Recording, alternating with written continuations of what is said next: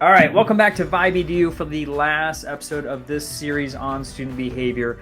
And I've been told 5 times now to push record. So I'm doing that, and we're kicking things off. Kim is our leader, our fearless leader, as far as, essentially shut up and save it for the recording, right? Yeah. It really is with the 3 of us, gentlemen. All right, so back on to the topic of student behavior. I think today we'll be talking about systems that are in place that we deem ridiculous. How about that? Love it. Who wants to kick us off? I want TJ to talk about the lanyards. Oh, come on. All right. Well, that's a good starting point. I would just say in that one time when I was I think I was an assistant principal, we developed this lanyard system where all the kids were going to have color-coded lanyards. And it indicated like what part of the cafeteria they could sit in and when they moved in the hallway and like where they were supposed to be and not be. So you could kind of identify a kid pretty quickly if they were in the wrong space. And I would say it was one of the worst decisions that we made as a team, period. Like the kids didn't wear the lanyards broke. They didn't follow the rules with the lanyards anyway. They showed up to school with no lanyards. It was a nightmare. I think we spent more time managing the lanyards than we would have just managing the kids' behavior. I just think back to that too. Boxes and boxes of lanyards. But too often, right? Like this initiative becomes like, well, that's just how we do it. And we don't step back and say, like in the first month, like, is this really doing what we thought it would do? And especially if you're like having to spend money on lanyards, which are more than anything just a choking hazard. Well, they broke free. We made sure that they were safe lanyards. That's right. At least you had that going for you. But somebody had to think through that. I mean, think about the time. Mm-hmm. Yeah. All right. So talking through what Mitch just said, I was new to a campus, and they had for tardies, they had a machine that the student, when they were tardy, would get sent to the machine to go and type in their student ID. He would log their tardy, and then ideally the student would go back to class. Instead, what happened was we had a long line of students that were waiting to put in their ID. And these are the students that we know should be in class and should be supervised. But instead, they're standing in line for a machine. And of course, during the 2 years that it took me to get this thing removed, these students would do everything as far as go to the restroom, take long walks to get to the machine, then stand in line. Then they'd probably type in, and this happened often, where they would type in someone else's student ID to give that kid a tardy. And then they would venture off again. Know their ID, right? Yeah, so they're just pushing random numbers, right? So then they venture off unsupervised further into our school and be extra late to class. So everyone was frustrated with this process. And it was a legacy piece to Mitch's thing of, this is just what we do. Mm-hmm. And it was like, well, why? Can we break this down as to why this is a good system? Why can't the teacher log in the tardy and the students remaining in class? Is this a convenience for the teacher? Because it's not a convenience to the administrator who's chasing every single period, students all over the building, trying to wrangle them to find out where they're supposed to be at what period and how much time have they lost. And then, of course, additional behaviors that are occurring in the hallways. I mean, there's a whole box open there as far as, okay, if they were in class, supervised, this behavior wouldn't have happened. So now we've got a domino effect of now additional behaviors that they need to be punished for. So they're not only getting the tardy, loss of instruction time, but now they're probably in ISS because of something else that they're doing. Mm-hmm. I was the kid who would have made fun of that. Yeah, we're going to call that the TJ machine. Tardy machine. That's the TJ machine. I would have just been walking the wrong way. Somebody would have said, hey, you're supposed to go to class. Your class is over there. And I'd be like, don't you want me to get my badge? Don't you want me to log it in the machine? I need to get my ID, right? Tinker. TJ's outside a block away. Hey, kid, what are you doing? Yeah. I always think about. Go ahead, Mitch.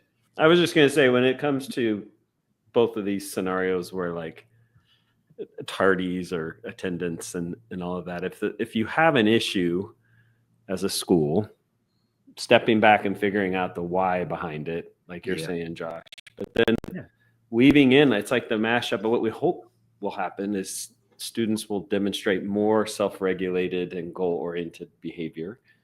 That might be showing up to class or school on time in the early, in like, say it's a middle school, or even a high school, or any grade level. Like if your parents are getting you dropped off, you're showing up on time may be completely out of my control. Right. So how do we set up, environments that promote self-regulation and goal-oriented behavior in a clear way so that therefore we can hold students accountable? But what happens is we have systems like this and we're trying to hold kids accountable, and it's like, what? Well, Like, sometimes it was the wrong kids. Like the kids that are typically accountable for themselves get caught up for whatever reason.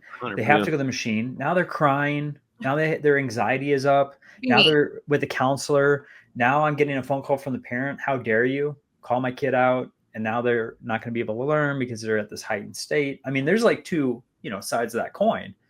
The kids that really do need it as far as a consequence to the tardy because they're really trying to be late to class versus the kid that maybe had an issue with their locker and they've never been tardy in their entire life. But the consequence for being late shouldn't make you later, because then it's a reward. Like if I'm the kid that's like deliberately showing up late, if I'm TJ and I do this every day, like you were saying, like it makes no sense to like suspend a kid for cutting. It's like, yes. Well, so, and we all know, we've talked about this on this show, like punishment is not a motivator in most cases. Right. And so what I adopted in my class was this philosophy, especially around tardies with being a 9th grade teacher. Like it's just part of the deal. Right. But if my tardy policy, or the way I started class, is a better way to say it, if the way I started my starting routine excluded kids who showed up late, then it was problematic. Right? It needed to be inclusive of kids showing up late. And I wanted the feeling of like, you're missing out when you show up late. Like I want to get there, right? In some way of incentivizing that. But I found from my own personal practice, when I had some policy, like if you show up late, I lock the door and you have to stand outside, I just created more problems for myself. Right. Constantly. Yep. So. Well, isn't that like your favorite teacher? I can think of plenty of folks that I was never tardy their class because I enjoyed them and I enjoyed the content or whatever, however they taught, or the activity I knew that was probably going to occur, or just the way that I didn't want to disappoint them because they had a great relationship with me because they want to know who I was as an individual versus I'm just a number in a grade to them. So like those classes where I loved it, I was practically running to that class versus the ones that I knew they didn't care about me and I could care less about that class. So I was going to take my sweet time getting there. Yeah. And by the way, I cared about that teacher and that class because they didn't berate me for being late. They just welcomed me in on the time that I had to be there. Yeah. I think for elementary teachers that are listening, they're going to be thinking like that parenting piece, right? Like getting to school, you need your parent. If you're a little one getting to school, you need your parent, right? If you're a walker, not like the Walking Dead, but like a walker, and you walk to school. You should explain that real quick. We're not referring. You might need to get some context zombies. of Walking Dead. We need some. Mitch didn't understand. Well, I didn't either. TJ is talking about being a walker and walking to school, and we kind of were thinking, a walker? What's a walker? A Walking Dead, like a zombie? I don't know. I got you, TJ. I knew what you meant. I know. Anyways, so if your parents were walking with you or driving you to school out of your circle of control as a little one, and if you're coming into the classroom, let's say it's a 1st grade, 2nd grade, doesn't even matter, 5th grade classroom, and your teacher is snapping at you because you're late, like that is, again, the do's and the don'ts. That is a don't. What you need to do is say, hey, I'm so glad you're here. I'm so glad you made it. That's it. It's not, you just missed out on 30 minutes of instructional time and now you need to do this. No, I think so many elementary school teachers to ask me my thoughts on like a soft start is what they kind of call it. So whether they have like STEM bins or something, I don't know, all that kind of stuff that's happening in the beginning in the morning. I love that. I'm a fan. If you can run it and it feels calm in your classroom, you feel like it's calm, you have your systems that will run it, then yeah, I say amen. A soft start and also a welcome to that child, no matter what time they come in, even if they missed half the school day. Hey, I'm so glad you're here. Right. Well, and with the littles, you know, in particular, if a kid's like having a consistent problem or trouble getting to school on time, is most likely, not to make assumptions, but there's something going on. One, like you mentioned, totally outside of the kid's control. And it, you know, could skew much worse than that, right? Things going on. Who knows what's going on?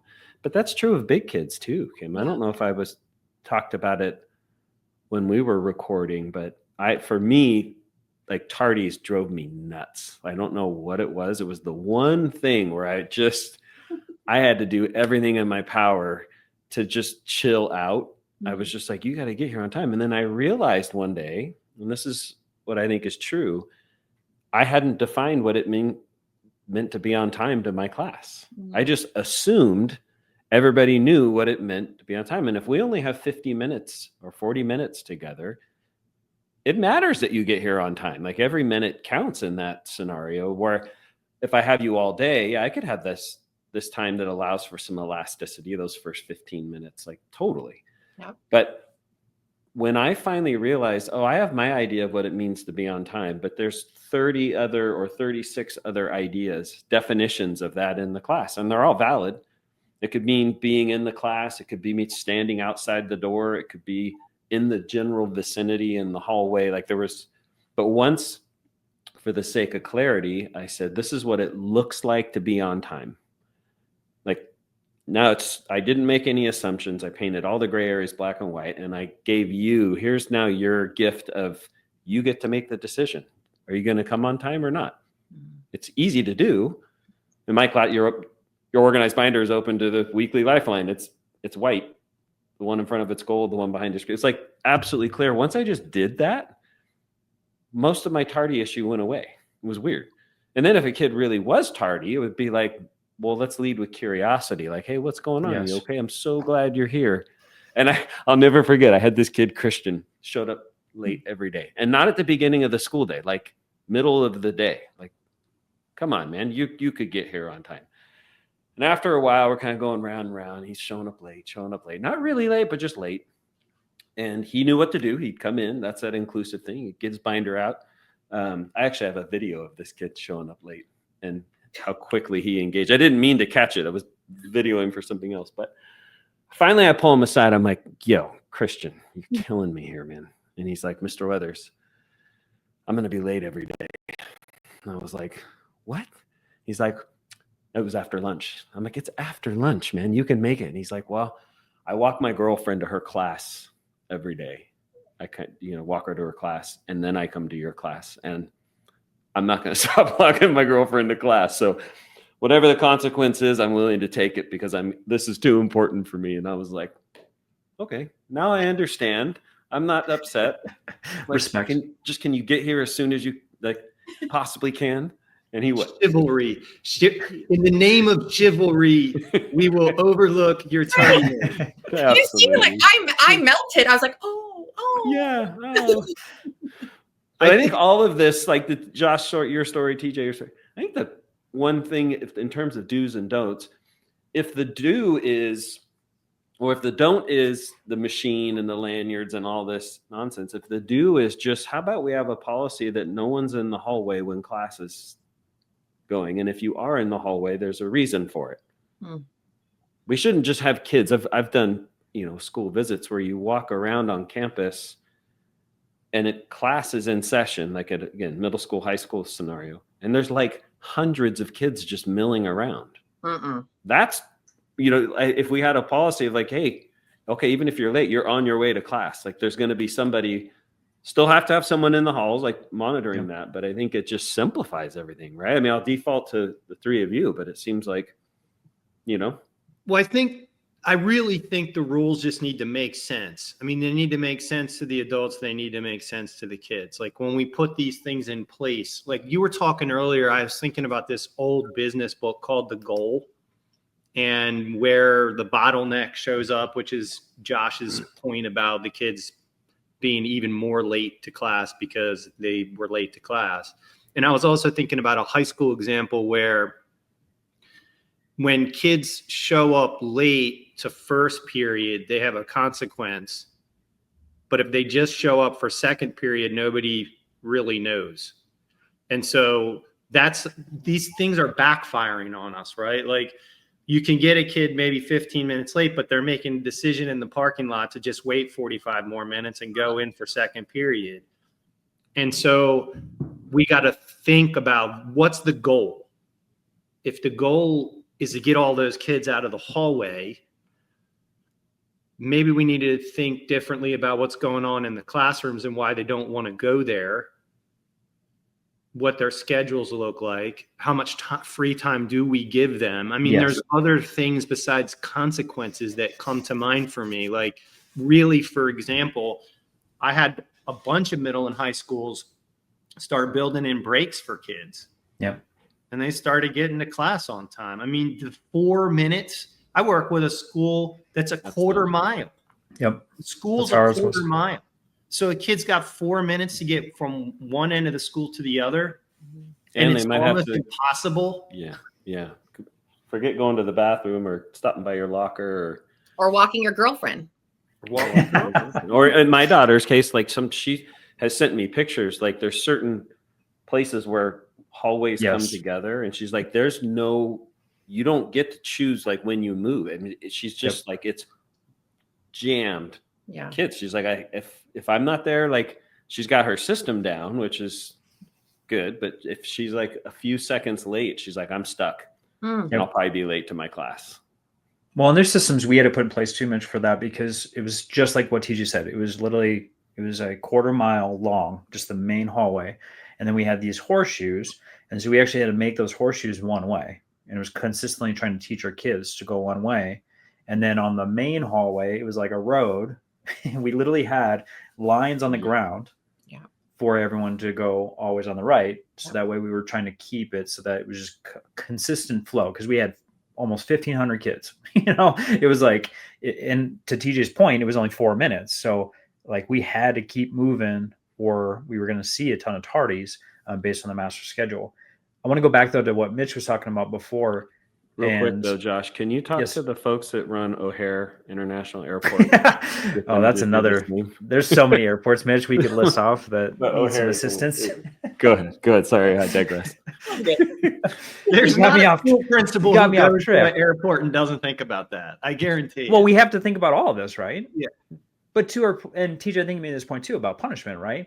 So like, for instance, and this was the bane of my existence, was attendance and tardies and all that, and the letters that I had to go home, and the punishment that just kept racking up. And then you would see a kid like tardy 6 times, same period. And I'd be like, you know what? This seems abnormal for this child. I'm going to bring them in and see what's going on. And it was always something that was so simple, but for their mind, it was extremely complex, right? It was like, I got to get to this class, but then I got to go get my band instrument because I had that 2 classes later. The logistics of making sure they had all the materials that they needed, plus get to the exact class, was too grand for them. But by sitting them down and just having a conversation that maybe was only 5 minutes long, but just asking to get to the bottom of what is truly the problem. It wasn't because they were being defiant. It wasn't because they were trying to miss class. There wasn't anything. But this kid sitting in detention after, and then it escalates to ISS and it escalates to all this stuff. And it's like, okay, it's just a matter of the kid can't problem solve this situation and needs assistance by an adult. And if you're not curious, then all it is just that cog again of this kid just getting punished over and over and over, due to the fact that they just can't manage the materials to get to the next class. It's something as simple as that. Is that something that we really need to take them to court for? Right. Well, and the punishment part, like it could still just be bad behavior. Like I want to honor that. For sure. But I don't think we're going to get rid of that bad behavior just with consequences. That's why I want to think differently about it. Like, yeah, we could do a SWOT analysis on this initiative or this consequence that we keep doing. You're going to keep giving that kid detentions, and they're just going to keep. I love the kid who also doesn't show up to the detention. Give them detention, they don't show up. Yep. And you're like, I could call a kid in and be like, how come you didn't come to detention yesterday? And be, it's nice outside. Yeah. My friends are at the park. I had to walk my girlfriend home. Oh my God. Oh my God. I mean, Josh, when you were talking about that kid and that example of like, I can't figure out what comes first and then what I need to do next. And then after, like, that's your executive functioning skills. I immediately was thinking of an example that I give teachers all the time is like, if the end goal is you need to make a cake, right? Like the end goal is the cake. Well, what do you need to do? It's all of those steps, and you've got to go in order. If you like misstep anywhere in those steps and like rearrange them, like you're screwed. Your cake is not going to be a cake. It's not going to turn out that way, you know? And so I think for a kid who struggles with putting all of those steps together in that precise order to have that cake, to have that end goal, whatever it is, even if it's just being in the class at that time. And we need to support them instead. I mean, could you imagine like we're going to keep punishing them? I don't know. I also want to switch it. Can we talk about common areas? I know we were talking about that in behaviors and in common areas like the lunchroom. Can we talk there first? Is that okay with you? Say yes. Yeah, Kim, real quick though, too, I also think there's a nice activity we do in our heads about true but useless. So things can be very true but totally useless. Like when the kid comes over the threshold, and these are just practical strategies, saying you're late again. I know we focus a lot on tardiness, but it could be any behavior. Just saying out loud, you're late again is useless. You might as well just say, if you're going to say something, say, hey, Josh, can you catch Mitch up real quick on what we're doing? And then turn and keep working. And so I want us to do an inventory of the things that we say and do that are continuing to just not work. But yeah, let's talk about common spaces, hallways, monitoring halls. You know what? One of the things that breaks my heart, I got rid of duties my first year as a principal. And one of the reasons was like, I consider teachers to be highly professional, highly skilled staff, and that sit them in a hallway with a desk, like a kid's desk, checking passes. That just never made sense to me that we would use a teacher's time that way. So I just beg any school leader who's listening to rethink the way we use teachers' time in any type of clerical or managerial aspect of the student day. Because I have found, and now I've worked in some, big schools, small schools, schools in under-resourced communities, but I have found that doesn't help hallway behavior. And so it's again something we're doing that doesn't work. And in this case, it's not only absurd, but it's an extreme waste of talent.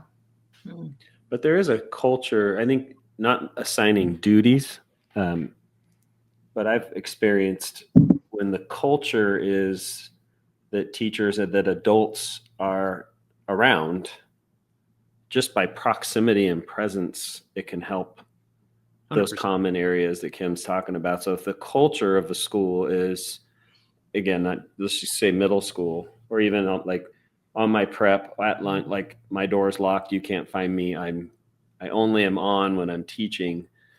But if the culture is different, if it's passing period, and there was years where we just decided we're all just going to stand at our door, which is a great thing. Greet kids as they're coming in and all that, but you have all these adults. And so it just kind of became, we were just around. Yeah. Right. Not so much a duty, but I think there's ways to approach that. But I agree with what you're saying, TJ. The culture is everything. It could be the student culture, the staff culture. It's my point really is, let's work on the culture. Yeah. Not put something in place that might work that is wasting talented time, that the precious time of our teachers to plan and deliver lessons.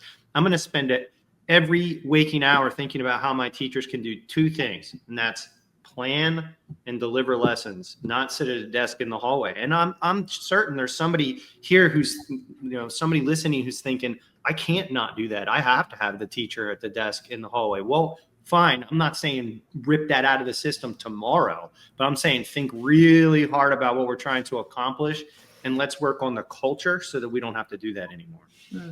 Which ties to retention and burnout too. I know, to Kim, what you had asked about cafeteria duty is like, we could ask for our 3 admin for middle school to be in the cafeteria for all of lunches. But we also know that the academic and school building continues, even if we're in the cafeteria. So like, we are being constantly pulled from those spaces, which means we're down men with 400 kids, where, that's a space that we need as many adult bodies as possible. And so we would stipend, to TJ's point, right? We didn't want to pull teachers, but for those who were open to it, we would just do it for a semester, stipend them, because you can't do it for a full year. That would crush them. Like, they would be done. They would leave the campus after that year if they did that. But we would like to provide monetary value to them for their time that they're being put in. We'd also build into the master schedule for them. But it also give us a relief valve for if there was a situation that we were pulled from that it wouldn't actually take away from managing a very, very potentially chaotic environment. Yeah. When I was visiting schools just recently, we were pulled in. I mean, we were working with individual teachers all across the campus, but then we were pulled into that lunchroom to witness little guys, like 2nd and 3rd graders. So like 4 classrooms of 2nd grade, 4 classrooms of 3rd grade. And then we watched the transition period. And then we watched same thing with 4th grade and 5th graders. And it was night and day when we just implemented like super, like 2 immediate tweaks. So I just want to give like elementary, especially admin, but also teachers that are listening, like 2 simple tweaks that you can make right away. The first one that we did was we dimmed the lights 5 minutes before that bell rang to dismiss them out. And so the whoever had the microphone just kind of like told the kids that this is going to happen. Like, the lights are going to turn off. And when the lights turn off, your voices are going to be completely quiet. So their language was like level 0. And you can continue eating your food, but you're going to have a calm body. This is your time. You're not getting up to throw away your trash. You're just going to calm down. You're going to wrap up your conversations, right? Like, that whole thing happened. And the first round with like the little guys, it was like oh, this seems to be kind of working. And then when the adult facilitating felt very comfortable and then did it with the second group, it was like game changing, like super calm. And there was a noon duty supervisor. This guy, oh my God, bless his soul. He had worked one day in that cafeteria room. And this was day 2 when we were there. And I was like, so how's it going? Like, what's the difference today? He goes, well, it's a hell of a lot better than yesterday. I was like, well, that's good. Better than the first day. So, but that's a very easy thing that he felt empowered. He's like, I could dim the lights. I could turn the lights off and tell them that that's happening. The second thing that we did was, letting in groups and groups of people, but children especially, who are just like wild animals when they're coming into especially the lunchroom, right? It can be daunting. But what we did was we brought in groups of, I want to say it was probably, if I were to estimate, it's probably between 15 and 20 at a time. And what I would do is I would have them be future thinkers. And this is stuff that we do in the classroom also. So same, but different. It's the same system, same phrasing, but in a different space. And so I would say to this group, before I even let them walk in through the threshold, right? I would say, okay, point to where you're going. So point into the cafeteria. And they would all go, who's this lady and what am I doing? But I'm going there, right? So they'd point and I would say, okay, now you're going to have a calm body. And they'd put their hands at their sides. And I was going to say, and your voices are off. And they're like, okay. So they would do it with me. Point, calm body, voices off. And then they would go in. And then that next group would come in and I would stop them and I'd do the same thing. Point to where you're going, calm body, voices off. And they would come in. And by the third or fourth time, like this next group of kids, they'd be like, I know what's coming. She's going to tell me to point. I'm going to have a calm body. Like they kind of could feel it.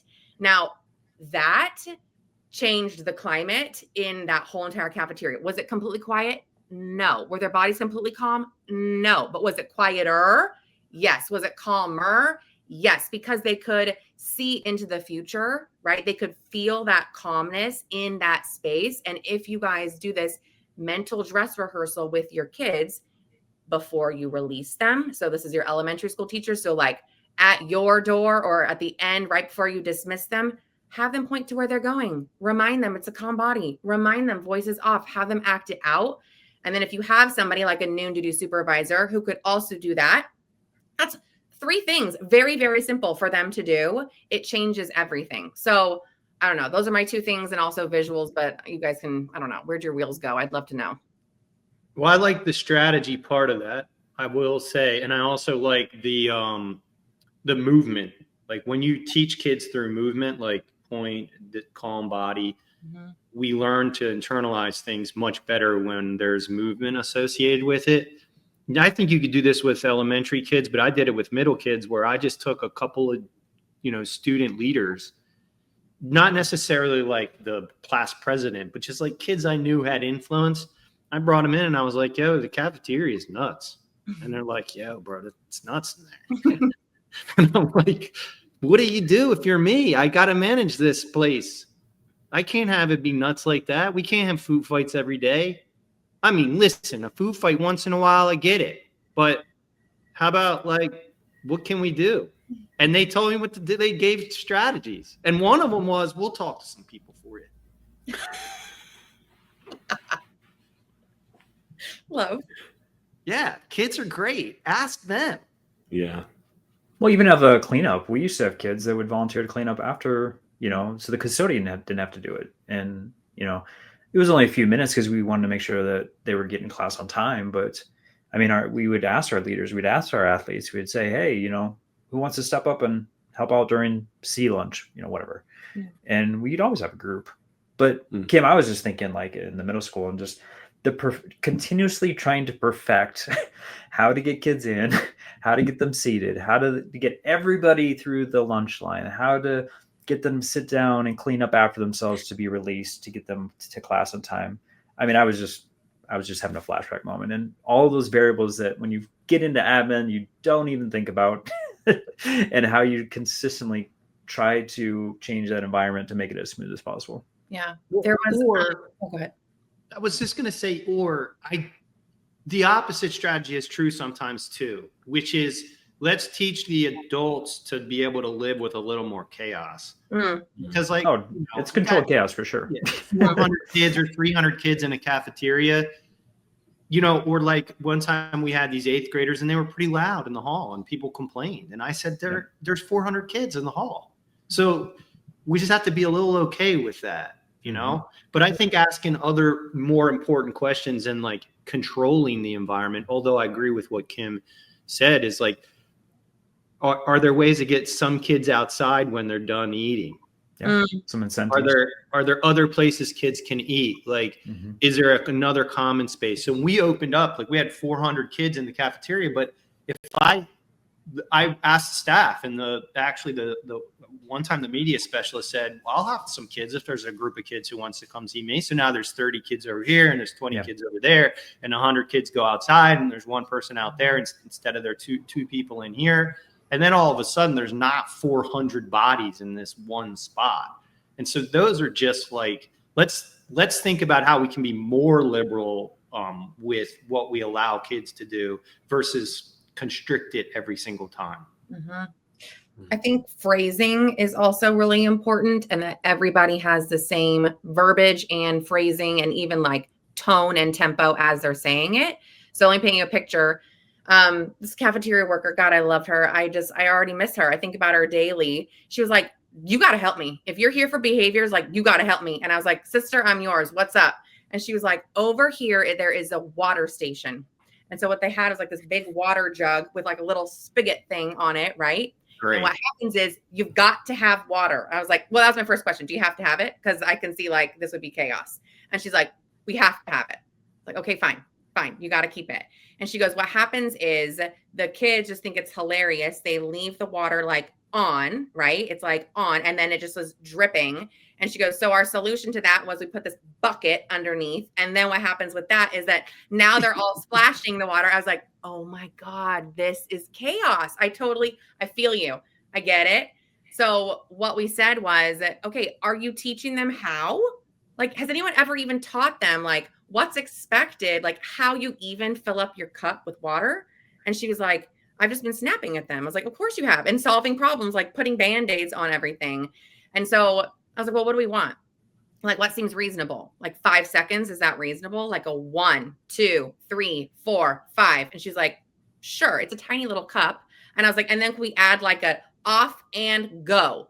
And she's like, well, I like the sound of that. I was like, okay, let's practice that. Right. So here we go. And she's like, okay, well, I'm going to go over there and I'm going to tell them 1, 2, 3, 4, 5, off and go. Well, what ends up happening again with kids is like, they start to realize, oh, if I'm walking over here to this water station, oh, it's a 1, 2, 3, 4, 5, off and go. And it was like, they're like literally coming in like robots now. And I would add a visual for sure. I would have teachers front loading that and using that same tone, same tempo before you release the kids. Remember, guys, today, if you forgot your water bottle or you don't have a drink, of course you can go to the water station. And remember, it's a 1, 2, 3, 4, 5, off and go. And I mean, again, it's just, you're reprogramming the brains of kids because you cannot expect, I literally am wearing my t-shirt, like teach social and emotional skills. You can't expect them. Even like how to drink water. You can't expect it. Mm-hmm. Well, that's just like the tardy issue in my class. Yeah. Yeah. And I just became, and I was working with multi-language kiddos, and it was like, I'm relying on verbal communication almost exclusively here. So I can bark at you all day long. And what I need to do is somehow figure out how to refashion this beginning routine into something that leaves us all in a good mental space, as Right. opposed to me being in a bad mental space. And, but as soon as what I was saying is like, could I communicate what it looks like to be on time and not use any words, all nonverbal visual cueing? And then every day we're modeling that because you can see it and we're doing it. And it just became routine. Just how we start, same thing with water. Yeah. Just the fingers up, finger, swipe, point. Like that's it. You can eventually take your voice out of it. And even if I'm that glorious woman, that cafeteria worker who's like pissed off and I'm doing a million other things. Think about it. A million other things with all these kids coming to get their lunches. I can make eye contact, look over there and go, like with my big eyes, and I can count to 5 and go. Like they understand, they're starting to learn. You cannot just expect it. Mm-hmm. I want to go back to what TJ was talking about, not to change the subject, although TJ, your name title is awesome. Oh my God. I don't even know how to change my name. That's probably a good thing, Mitch. Yeah. So you're going to try and you're going to lose your video and audio. So TJ, you were talking, I think we had this conversation off the podcast, and we probably should bring it back up, is the incentive for additional recess. So like in middle school, that doesn't exist, right? And so we had a really tough group of 6th graders that it was obvious that they needed more movement in their day. And so we use that as an incentive of, you go into line, you do the appropriate things, you get your lunch, eat it real fast, we'll give you 15 minutes to eat and get your food. And then they'll back end the 15 minutes, you can go into the gym, we'll play basketball and, do other activities. And it was amazing to see that positive component be introduced. And then also the behaviors decrease, not only in the cafeteria, but then also teachers were saying, oh, you know what? I know you started this. We're starting to see better behaviors, especially in the afternoon. Please keep it going. Like whatever you do, don't stop it. And so we had to obviously look at logistics and trying to make sure that we had adults in the appropriate areas to supervise. But it was crazy to see the positive effects of just introducing something small for 15 minutes. That's all it was. Yep. I think that might be, we were trying to boil some things down, and we did this in the systems episode, which I, still think about every time that we're on. Yeah. But I think you can boil down a few structural problems with these issues like student behavior. Kids, like, and the student day is one of the structural issues. Totally. Like, at least I don't think teachers get enough breaks in the day, but at least they have a planning period, and I don't think that's enough. A planning period. Some don't even have a planning period. We've been talking about don't even have that. It's messed up. And but the structure of like a kid, I mean, they're just balls of energy, and then we're trying to contain them all day. Right. That just doesn't work. Like, the few kids who can do it, what we don't see is they break down when they get home. Oh, completely. They hold it together all day long in these really structured environments, and then they get home and they break down. But I think, like, any 15-minute block of recess, outdoors time, getting kids to move, that's a must. Like, if you can break down their day to getting a little bit more breaks, and like you said, getting them outside, getting them playing basketball, getting them in the gym, that's going to prevent a large percentage of kids who just can't sit still. I haven't sat still in one of these episodes yet. Well, we can't hear you tapping, TJ, but we also did, we took a kid's schedule by random, and we'd actually, as admin, we also had some teachers and some other roles do it too, is we would walk their schedule and do the exact same day with them. And then we would compile our notes as to what we learned. And it was always, we did this multiple years. It was way too much sitting. I was exhausted by the end of the day. But it was good perspective for, as an adult, if we're struggling in the system that is currently the master schedule or how teachers are teaching or whatnot. I mean, there was so many good benefits of that reflection piece of what can we do differently? How can we, share this out to everyone to understand, because we haven't been in school for a long time. So it's hard to identify the struggle that a kid's having.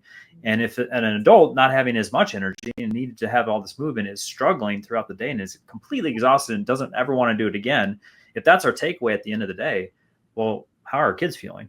Like, what can we do for them to help them? And how resilient young people are. Oh my gosh, yes. And put on top of that, like, the genius idea of starting school at like 7:30 a.m. in the middle of winter, and it's dark. I mean, all that, like, wow. Dark before, dark after. Yeah, some of that's just like, we should do a whole series on how we use time in school, because there's some that would suggest that we need more time in the school day and more days in the school year. And I say no. I think we could get it done. I mean, I get it. There's the system is in place in some ways because of the 9-to-5 job and parents dropping kids. There's things we would have to adjust. But what if we just took like 2 hours out of the school day, started later, ended sooner? We should do a series on what COVID taught us. Ooh. Yeah. There were so many things that we changed after experience. I know it was frustrating. It sucked during that time, but there were so many things that we kept afterwards that it forced us to change our mindset and change the structure due to the situation. And there were so many things that we were like, you know what? Why didn't we do this before COVID? That we just continued that practice afterwards.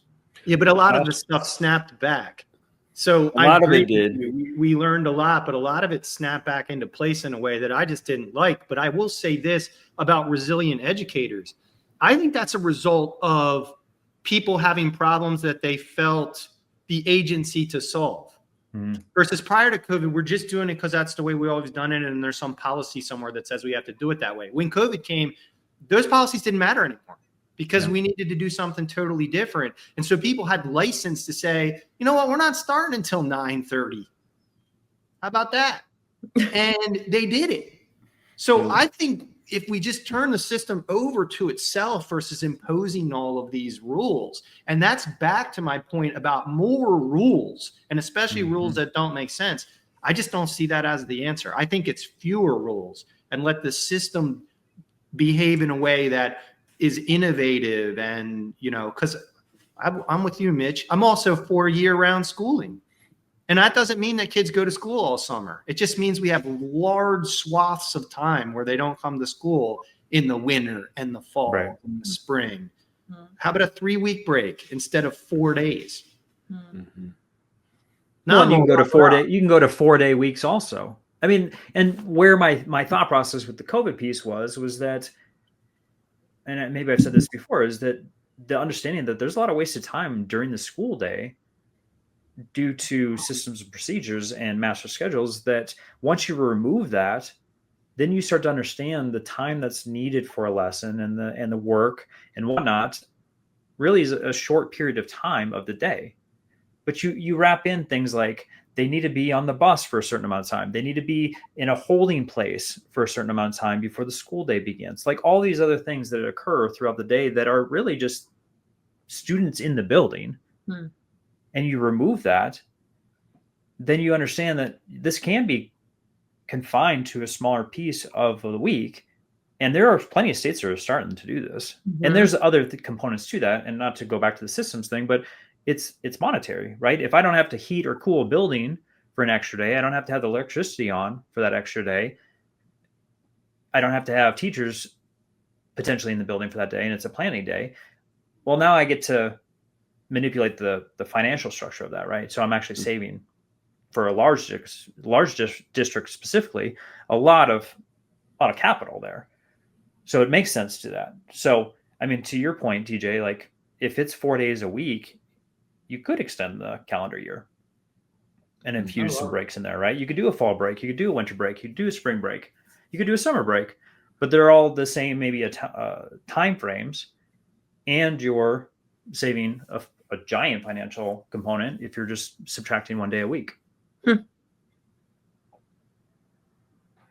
I say we open up a school. I know. Okay. My brain, I literally was thinking of a teacher who commented on the last episode of the podcast. And she was like, how do we get this to everybody? How does every single school listen to all of this?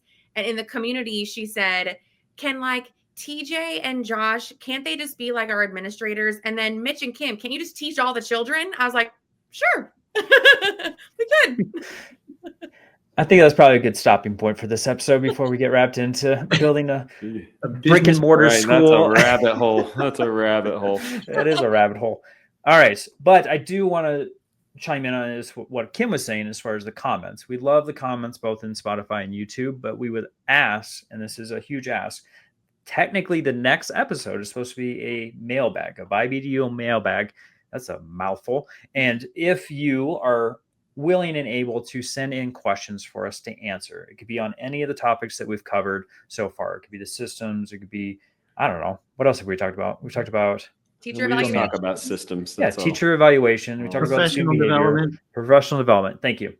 I can't even remember what happened yesterday, let alone multiple episodes. So thank you for that, right? That's why I got this team here. So if you have a question in regards to any of those topics, send them, and you can comment in Spotify, you can comment in YouTube, and we will take those and we'll answer them as kind of a standalone episode, just to make sure that we're diving in a little bit deeper and giving you the content that you want. And then we'll see where we go. We haven't really decided on what the next topic, the next series will be. So I will give you that anticipation as we are going to talk it through, and we'll surprise you as to what we're going to discuss next. But with that, we hope that you have a wonderful week. If you need anything, our websites are in the show notes. Please click on that. Also, if you happen to be in Spotify and you happen to be in YouTube, we'd love for you to subscribe, push that button, and then, of course, share it out to others who you feel like need this information, as it is imperative to have a community. Make sure that you're attaching yourself to other folks. And if you don't have that, reach out to us. We'd love to get you connected and have a resource for you, as we know this work is extremely hard and we want to be there for you every single day. So with that, have a wonderful week. 1, 2, 3, 4, 5. All together.